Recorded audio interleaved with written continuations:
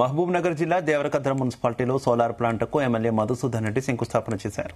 మహిళా సాధికారత లక్ష్యంగా 4 ఎకరాల్లో సోలార్ ప్లాంట్ ఏర్పాటు చేశామని ఎమ్మెల్యే తెలిపారు.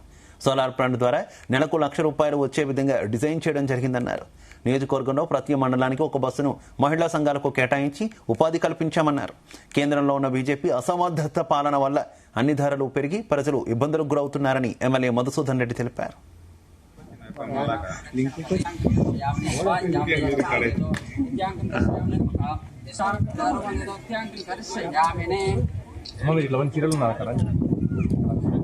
నమస్కారం.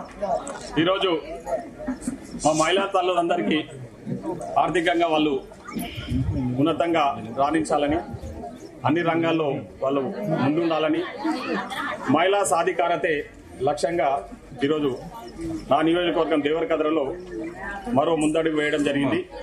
ముఖ్యంగా మొన్నటికి మొన్న గౌరవ ముఖ్యమంత్రి గారి చేతుల మీదుగా మహిళా సంఘాలకు ప్రతి మండలానికి ఒక ఆర్టీసీ బస్సు ఇవ్వడం జరిగింది.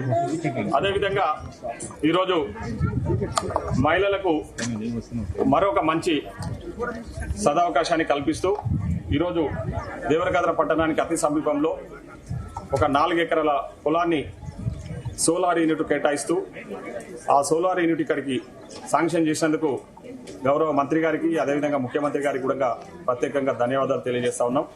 ఇప్పుడే ఆ సోలార్ యూనిట్ సంబంధించిన భూమి పూజ కార్యక్రమంలో సంబంధిత శాఖ అధికారులతో కలిసి పాల్గొనడం జరిగింది. ఇక్కడంతా